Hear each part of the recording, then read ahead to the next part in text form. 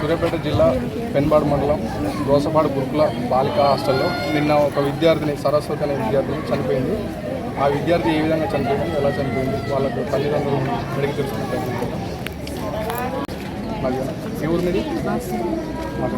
అయితే మీ పాప ఎక్కడ చదువుతుంది, ఎలా చనిపోయింది?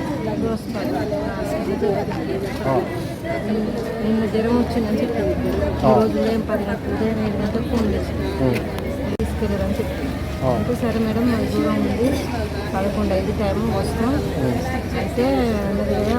మరి ఏమైనా సీరియస్ ఉందా అని అడిగాను.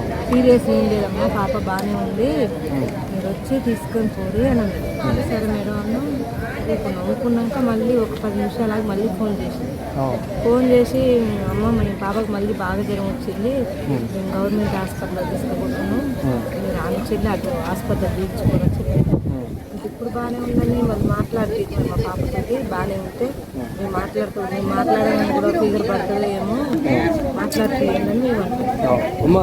పాప పడుకుంటే మాట్లాడలేదు, మీరు హాస్పిటల్కి వచ్చినాక మాట్లాడుతుంది కదా అంటే సర్లే మరి జ్వరం వచ్చి తినక హాస్పిటల్ అయితే ఎట్లుందేమో అని మేము మాట్లాడుకుని సరే మేడం మరి మేము వస్తున్నాం హాస్పిటల్ దగ్గరికి తీసుకురండి, మేము ఆన్సర్ తీసుకుపోతామని చెప్పిన తర్వాతకి వచ్చేవరకు 7ంటికి ఫోన్ చేసింది, 8:10కి చనిపోయింది. అంటే మీరు వచ్చేసరికి ఇక్కడ చనిపోయింది. ఆటోలో చనిపోయిన మనిషిని తీసుకొచ్చింది. అసలు అది నైట్ ఏ టైంలో చనిపోయింది చూడలేవాళ్ళు, అట్లా డ్రామా ఆడుతుంది. అంటే ఇప్పుడు ఈ మన అంటే సరస్వతి చనిపోవడానికి ఏమన్నా కారణాలు ఏమైనా ఉంటాయి? అసలు ఏం లేదు, ఆ స్కూల్ ఆ టీచర్సే ఇబ్బంది.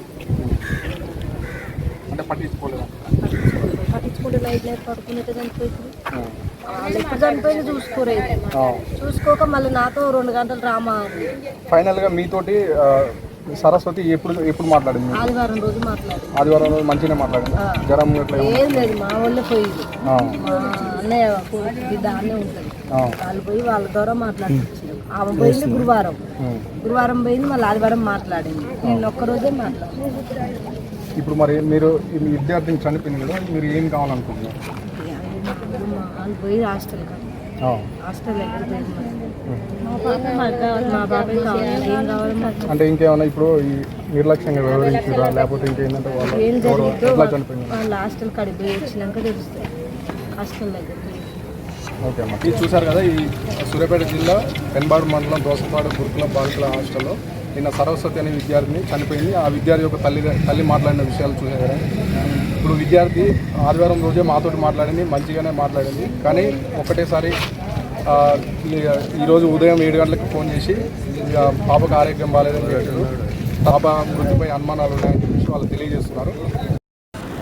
ఈరోజు పెన్పాడు మండలం దోసపాడులోని గురుకుల పాఠశాలలో ఒక చిన్నారి చనిపోవడం జరిగింది. తల్లిదండ్రులు ఎంతో కష్టపడి ఆ చిన్నారి యొక్క భవిష్యత్తు మీద ఆశలు పెట్టుకుంటే వాళ్ళ ఆశలో నిప్పుజలినట్టయింది. ఈ తెలంగాణ రాష్ట్రంలో ఇప్పటివరకు ఎంతోమంది విద్యార్థులు పాఠశాలలో చనిపోతున్నా వాళ్ళకు మౌలిక వసతులు లేవని చెప్తున్నా కూడా ఈ రాష్ట్ర ప్రభుత్వం ఎందుకు స్పందించట్లేదో అర్థం కావటం లేదు. విద్యార్థులకు ఓటు లేదన్నా కానీ అదేవిధంగా ఈరోజు చనిపోయిన చిట్టి తల్లికి 100% న్యాయం చేయాలని, అదేవిధంగా వాళ్ళ కుటుంబానికి 50 లక్షల నష్టపరిహారం ఈ ప్రభుత్వం చెల్లించాలని Bahujan student federation of India BSFI నుంచి మేము డిమాండ్ చేస్తున్నాం.